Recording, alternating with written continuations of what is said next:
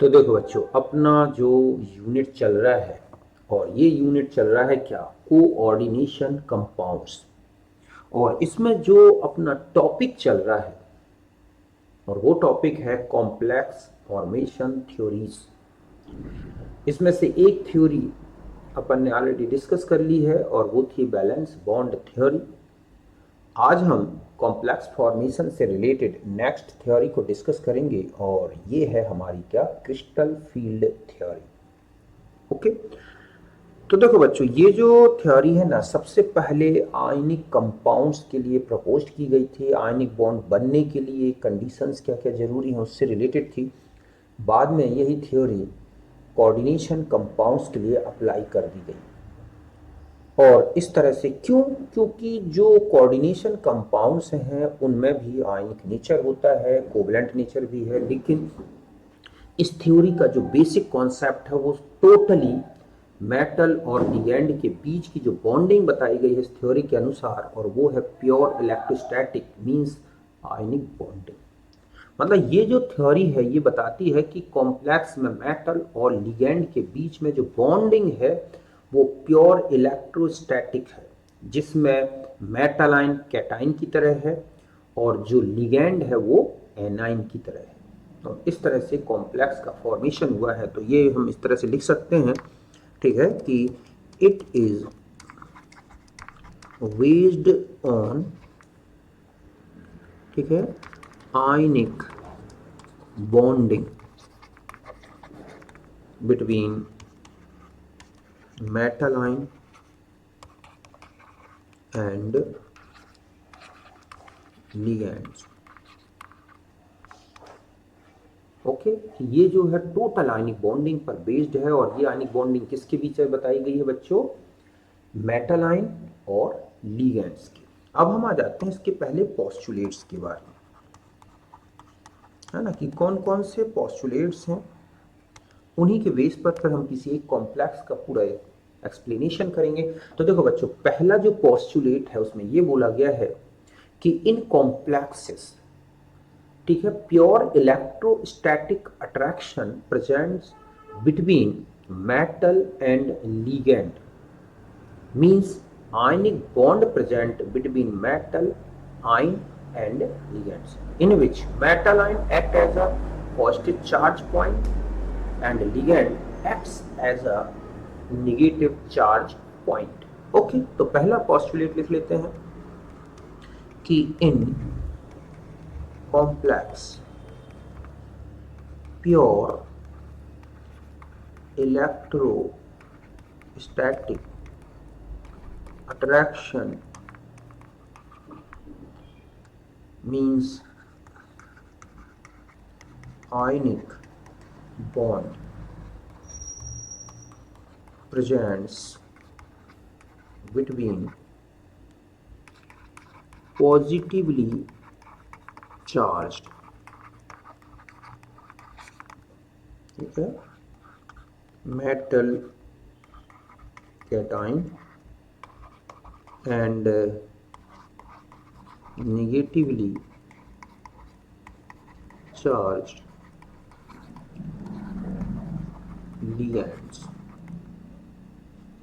ठीक है, मतलब यहां अगर लिगैंड कोई न्यूट्रल है तो उसका जो पोलर पार्ट निगेटिव चार्ज रखता है, और ठीक है, निगेटिव पोलर, या हम ये कह सकते हैं कि negative pole of neutral ligand. समझ गए ना। तो पहला पोस्टुलेट था कि कॉम्प्लेक्स में एक प्योर इलेक्ट्रोस्टैटिक अट्रैक्शन है, मींस आयनिक बॉन्ड प्रेजेंट है किस किस के बीच में बच्चों, मेटल कैटाइन और निगेटिवली चार्ज लिगैंड और negative pole of neutral ligand.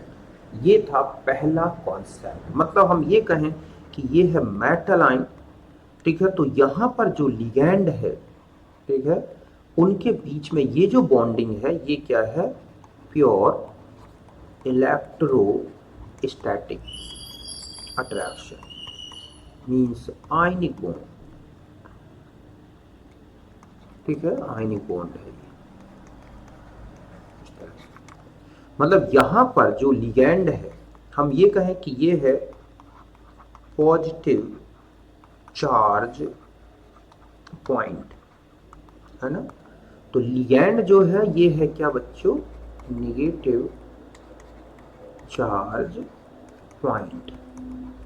और इस तरह से दो अपोजिट चार्ज के बीच में जिस तरह अट्रैक्शन होता है, जस्ट वैसा ही अट्रैक्शन मेटल आयन और लिगैंड के बीच में बताया गया है according to crystal field theory. अब देखो दूसरा पॉइंट में आते हैं। अब वो ये कह रहा है कि जब कॉम्प्लेक्स का फॉर्मेशन स्टार्ट होता है, ठीक है, तब मेटल और लिगैंड के बीच में टू टाइप्स की इंटरेक्शन आ जाती है। पहला होता है अट्रैक्शन। तो अट्रैक्शन में क्या है कि जैसे लिगैंड निगेटिव चार्ज मान रहे हैं हम यहाँ पे, और मेटल आयन में क्या है, पॉजिटिव चार्ज। तो अब हम जानते हैं कि चार्ज तो चारों तरफ, न्यूक्लियस के चारों तरफ या फिर मेटल आयन के चारों तरफ क्या है बच्चों, चार्ज इक्वली बिल्कुल स्फेरिकली डिस्ट्रीब्यूटेड है। तो लिगैंड क्या करते हैं, इस पॉजिटिव चार्ज के कारण चारों तरफ से एक स्फेरिकली उसको क्या कर लेते हैं, मेटल आयन को सराउंडिंग करते हैं। क्यों, क्योंकि मेटल और लिगैंड के बीच में एक क्या आ जाता है, अट्रैक्शन। मतलब पहला ये है कि during the formation of complex metal ion surrounded by, ठीक है, स्फेरिकली क्लाउड, ठीक है, या spherically by ligands due to opposite charge between metal and ligand। अब क्या होगा कि फिर लगातार ऐसा तो है नहीं कि अट्रैक्शन होगा। अब जब लिगैंड इंटरैक्ट होके जब अंदर की तरफ आता है, देन ठीक है, repulsion also arises between metal cloud, electron cloud and electron cloud of D orbital of metal ion. और वो रिपल्सन मेटल की डी ऑर्बिटल की एनर्जी में चेंज ला देता है, उसकी डिजेनरेसी को लॉस्ट कर देता है, लूज कर देता है, जिसके कारण मेटल की डी ऑर्बिटल के दो सेट बन जाते हैं, जिनमें से कुछ की एनर्जी ज़्यादा कुछ की कम, और इसको बोलते हैं D orbital splitting. Splitting depend करती है जियोमेट्री ऑफ कॉम्प्लेक्स, ठीक है। तो दूसरा पॉइंट में हम आ जाते हैं कि during complex formation, two types of interaction takes place between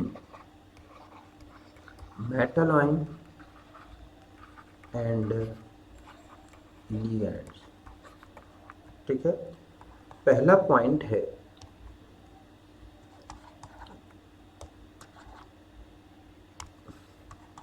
due to opposite charge between metal ion, मतलब ये पॉजिटिव चार्ज, एंड ligands मतलब negative charge, due to opposite, ठीक है, charge, CHARG, opposite charge between metal ion and ligands। metal ion surrounded spherically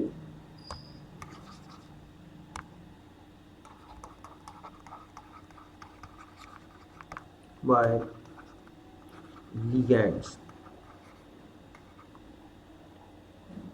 समझ गए ना कि metal ion में जो अपोजिट, मेटल आयन और लिगैंड के बीच में अपोजिट चार्ज है, जिसके कारण जो मेटल आयन है वो क्या करता है, सराउंडेड बाय, ठीक है, सराउंडेड बाय, ठीक है, सराउंडेड स्फेरिकली बाय लिगैंड्स। मतलब हम इस तरह से कह सकते हैं कि ये है Mn+ और यहाँ आ गए N लिगैंड, है ना। अब यहां पर अट्रैक्शन आया, ठीक है, तो यहां है अपोजिट चार्ज ड्यू टू, और यहां पे मैं लिख दे रहा हूं ड्यू टू, ठीक है, इलेक्ट्रोस्टैटिक अट्रैक्शन, है ना। कि ऊपर भी लिखा अपोजिट चार्ज और उसी के कारण एक इलेक्ट्रोस्टैटिक अट्रैक्शन आता है। तो देखो इस तरह से ये है मेटल आयन।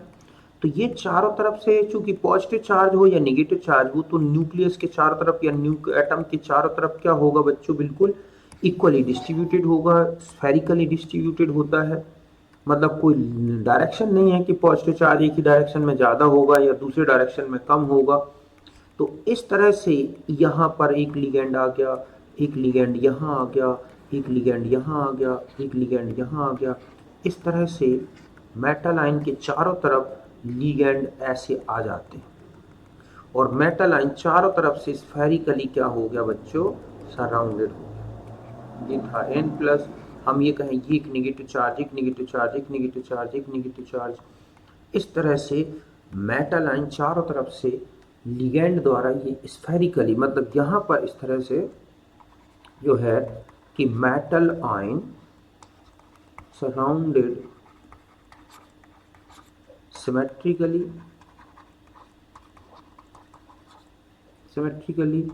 ठीक है, एंड स्फेरिकली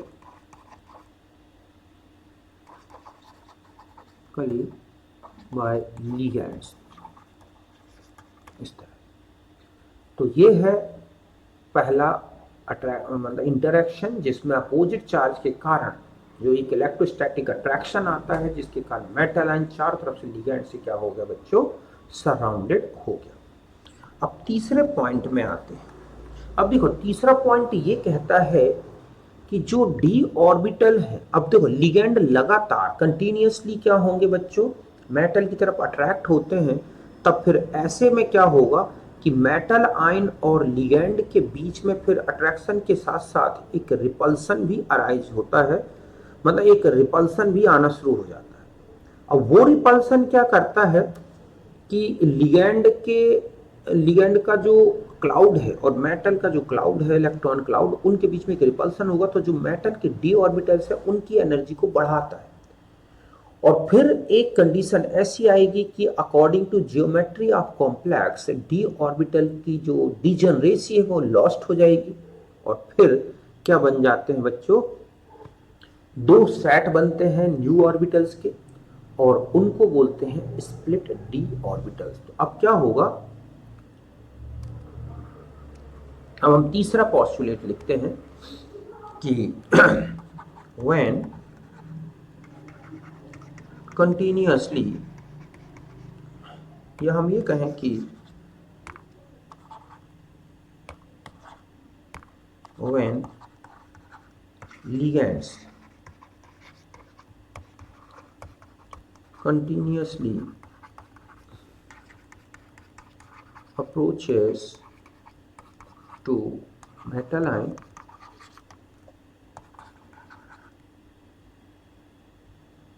then इलेक्ट्रॉनिक, ठीक है, रिपल्सन,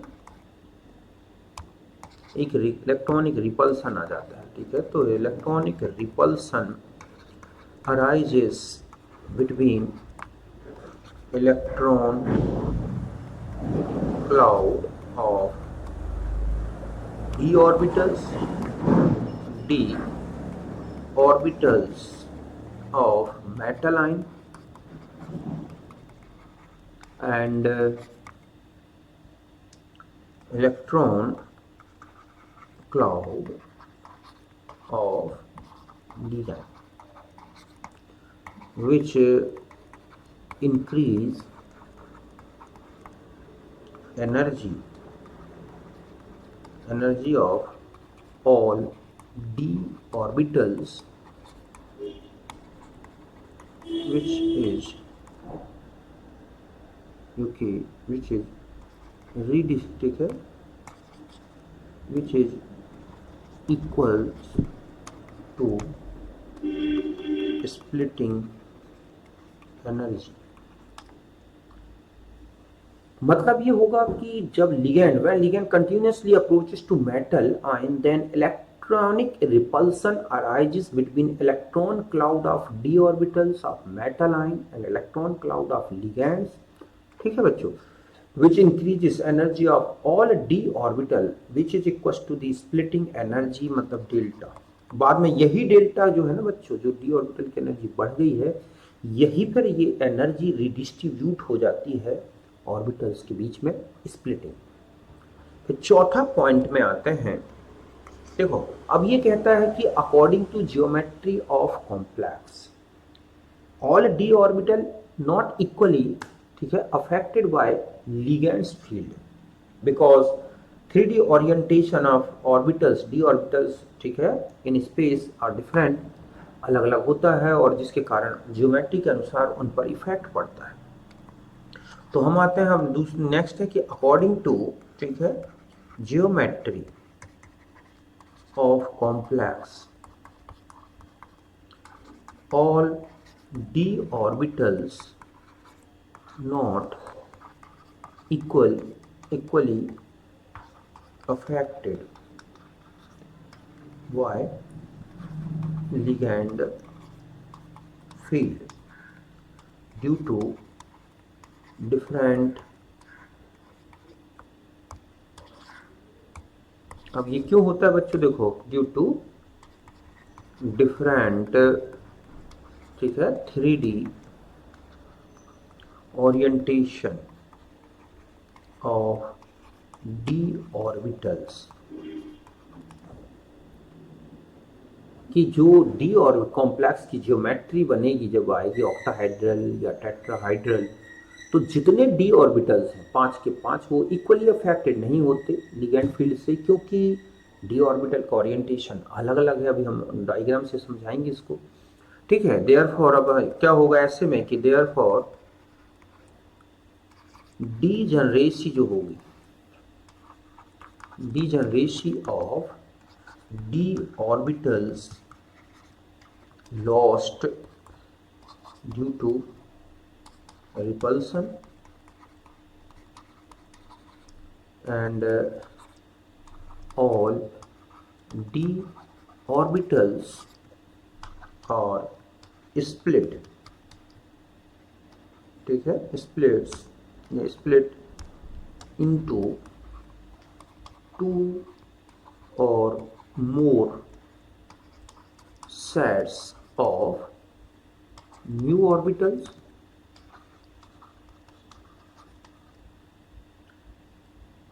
ठीक है, new orbitals which are called split orbitals, and this process, जो ये प्रोसेस स्प्लिटिंग की, ठीक है, the process is called D orbital splitting. ये क्या हो जाएगी, तो अब आप समझे ना, तीसरा पॉस्टुलेट ये कहता है कि according to geometry of complex जितने डी ऑर्बिटल्स हैं वो इक्वली अफेक्टेड नहीं होते लिगेंड से। क्यों, क्योंकि हर एक डी ऑर्बिटल का अपना एक 3D ओरिएंटेशन है। तो ऐसे में जो डी ऑर्बिटल की डीजनरेसी थी, जो एक से थे वो सारी एनर्जी के वो लॉस्ट हो जाती है और नए ग्रुप बनते हैं, ऑर्बिटल्स के सेट्स बनते हैं, ठीक है। अब 2 में जैसे आप ऑक्टाहेड्रल और टेट्राहेड्रल में तो देखोगे तो 2 सेट्स बनेंगे, जबकि स्क्वायर प्लेनर में 4 सेट बनते हैं, 3 सेट बनते हैं।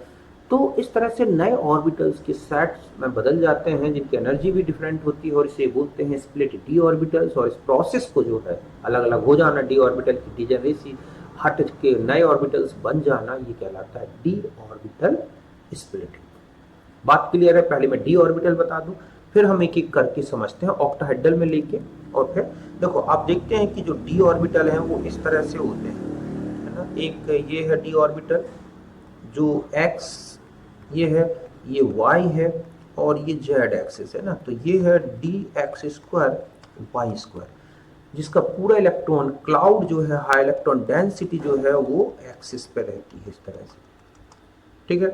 फिर एक होता है, अगर आप देखोगे तो ये होता है डी जेड स्क्वायर, जिसकी जो इलेक्ट्रॉन डेंसिटी है वो केवल जेड एक्सिस पे होगा, और एक रिंग जो होती है इस तरह से सेंटर में होती है, और ये है डी जेड स्क्वायर। फिर आते हैं ये जो ऑर्बिटल्स हैं बच्चों, इनको तो बोला जाता है एक्सियल ऑर्बिटल्स, ठीक है। और बाकी बचते हैं 3 ऑर्बिटल्स, जैसे एक्स वाई, और हम ये कहें कि ये है एक नया, ठीक है, ऑर्बिटल तो डी एक्स वाई, तो उसका जो डंबल होगा वो कहाँ पे होगा, एक्स और वाई एक्सिस पर, सॉरी एक्स और वाई के बीच में 45 डिग्री।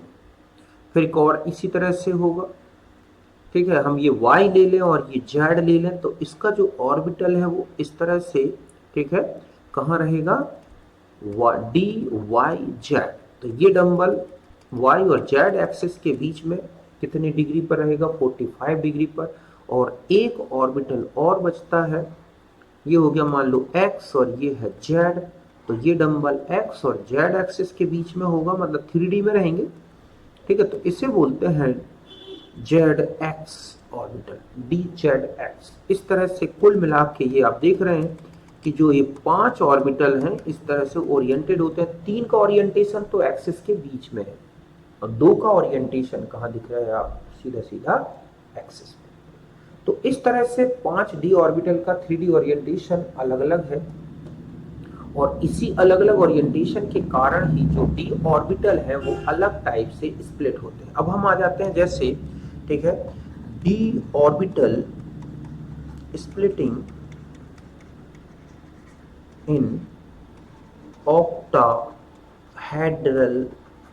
कॉम्प्लेक्सेस, ठीक है, कि जो डी ऑर्बिटल जो होते हैं ऑक्टाहेड्रल कॉम्प्लेक्सेस में किस तरह से होती है। तो देखो, अगर आप एक ऑक्टाहेड्रल कॉम्प्लेक्स की जियोमेट्री देखोगे तो वो ऐसे दिखती है ना, कि एक एक्सिस ये हो गई, एक एक्सिस ये हो गई और एक एक्सिस ये हो गई, है ना। बीच में जो है यहां पर मेटालाइन फिट है, ये है। और यहां पर आप देखते हैं कि ये जो एक्सिस हैं, इन्हीं एक्सिस में कौन फिट होता है, लिगेंड। मतलब एक लिगेंड तो यहां है, एक लिगेंड यहां है, एक लिगेंड यहां है, एक लिगेंड यहां है, एक लिगेंड यहां है, एक लिगेंड यहां है ना। इन्हीं एक्सिस में अगर आप देखोगे तो यहां पर एक ऑर्बिटल ये दिख रही है आपको, कौन सी ऑर्बिटल आएगी यहां पर, और ये है ना, इस तरह से। तो ये कौन सी है, डी एक्स स्क्वायर और वाई स्क्वायर, है ना। ये है डी एक्स स्क्वायर और वाई स्क्वायर, और ये क्या है बच्चों, डी जेड स्क्वायर। तो जो ऑर्बिटल डायरेक्ट लिगेंड के पाथ में आ रही है तो वो ज्यादा लिगेंड से इफेक्टेड होगी, जबकि जो बाकी जो ऑर्बिटल्स बची 3 जो इन एक्सिस के बीच में आती हैं इस तरह से, है ना, उनका हमें देखेंगे कि वो लिगेंड से डायरेक्ट इंटरेक्ट नहीं होती। तो 10 अगर हम इसमें देखें कि 10, ठीक है, एक्सियल ऑर्बिटल्स, अब ये एक्सियल ऑर्बिटल मतलब D X square Y square D Z square, और ठीक है, इंटरैक्ट डायरेक्टली, ठीक है, interact with ligands due to axial orientation, means x y z। therefore these d orbitals are more, ठीक है, affected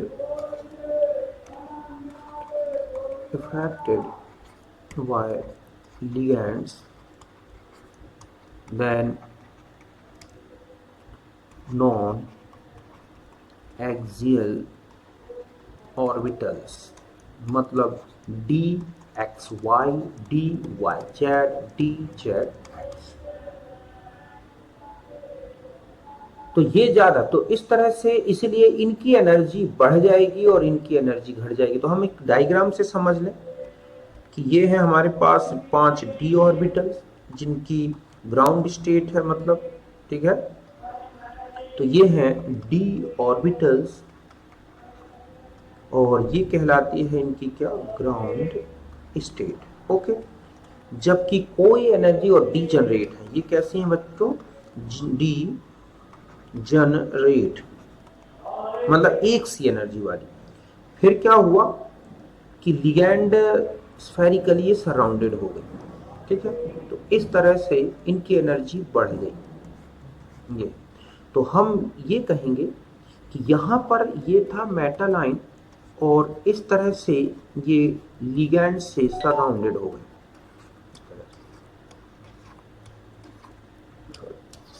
इसको ऐसे बनाएं कि केवल सराउंडिंग दिख रही है, अट्रैक्शन दिख रहा है, मतलब ये मेटल आयन तो इस तरह से आप देख रहे हैं कि ये लिगैंड से ऐसे सराउंडेड हो गई। तो जब ये सराउंडेड होती हैं तो सबकी एनर्जी बढ़ जाती है इस तरह से, क्योंकि इंटरेक्शन तो होता ही है, रिपल्सन के कारण ऐसा हुआ इस तरह से। तो ये जो एनर्जी चेंज, अब ये जो डी ऑर्बिटल है, ठीक है, इन ऑर्बिटल्स को क्या बोलते हैं, ये कहलाएंगे डी, ठीक है, ये हो जाएंगे डी जनरेट डी ऑर्बिटल्स, लेकिन ये है कौन सी स्टेट में बच्चों, एक्साइटेड स्टेट। तो ये जो एनर्जी यहां से मैं कहूं कि ये लेवल में जो बढ़ गई, एक्चुअली वही डेल्टा ओ बाद में चेंज हो जाती है। अब क्या होगा, डी ऑर्बिटल इस तरह से जियोमेट्री के अनुसार, अभी आपने देखा कि लिगैंड से जो ऑर्बिटल ज्यादा इफेक्टेड हो रही हैं वो 2 ऑर्बिटल्स हैं और 3 ऑर्बिटल ऐसे। तो ये जो ऑर्बिटल है ये है D X square Y square और डी जेड स्क्वायर। ये कौन सी है, D X Y, D Y Z, D Z x.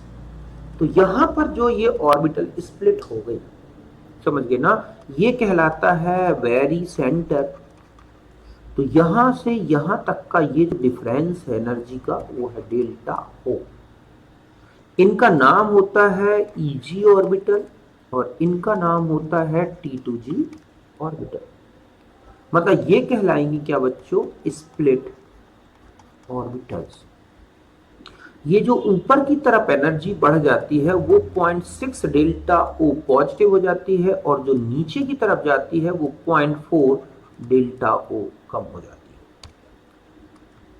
मतलब लेवल से, वेरी सेंटर से, तो ये जो डिफरेंस है डेल्टा ओ, तो नीचे की तरफ डिक्रीज हो जाती है और ये हर एक इलेक्ट्रॉन, मतलब अगर ऊपर जाएगा कोई इलेक्ट्रॉन तो उसकी 0.6 डेल्टा ओ बढ़ जाएगी वेरी सेंटर से ऊपर की तरफ, और इस तरह से ये नीचे, मतलब इसको ऐसा भी लिखा होता है 0.6 को हम कितना लिख सकते हैं बच्चों, 3 या, ठीक है, तो ये हो जाएगा 0.6, तो ये हो जाएगा 3/5 डेल्टा ओ और ये हो जाएगा, ठीक है, और 2/5 डेल्टा ओ। इस तरह से इनकी एनर्जी जो है चेंज है, मतलब 5 में से 3 ऑर्बिटल की एनर्जी इनको मिल गई। मतलब डेल्टा ओ के साथ जो मल्टीप्लाई कर रहे हैं कि 5 जो टोटल ऑर्बिटल्स थी उनमें से 3 ऑर्बिटल की एनर्जी इनको मिल गई, तो इतनी एनर्जी लगभग 30% 60% तो इनकी एनर्जी बढ़ गई। और 5 में से 2 ऑर्बिटल को इन्होंने अपनी एनर्जी दी है, तो 2 ऑर्बिटल की जो एनर्जी बढ़ी है, तो 2 ऑर्बिटल की जितनी एनर्जी कम हुई वो माइनस में इस तरह से लिखी, इसलिए लिखा है 2/5। और इस तरह से ये डी ऑर्बिटल की ऑक्टाहेड्रल कॉम्प्लेक्स में क्या हो जाती है बच्चों, स्प्लिटिंग होती है। अभी हम इसके बाद ये पढ़ेंगे कि स्प्लिट ऑर्बिटल में इलेक्ट्रॉन का डिस्ट्रीब्यूशन कैसे होगा, फिर CFSE कैसे कैलकुलेट करते हैं। तो इस तरह से एक ऑक्टाहेड्रल कॉम्प्लेक्स में तो आपने समझ गए कि जो ऑर्बिटल लिगैंड के सीधे पाथ में है वो ज़्यादा इफेक्टेड हो रही हैं और इसलिए उनकी एनर्जी बढ़ जाती है, और जो दूर है वो कम इफेक्टेड हो रही हैं, जिसके कारण जो डेल्टा ओ एनर्जी का रिडिस्ट्रीब्यूशन हो जाता है और ऑर्बिटल जैसे जैसे ऊपर बढ़ेगा ये नीचे उतना ही कम होती जाएगी। और इस तरह से ये है डी ऑर्बिटल की स्प्लिटिंग। ओके, बाकी हम डिस्ट्रीब्यूशन CFSE इसका कैलकुलेशन नेक्स्ट वीडियो में करेंगे।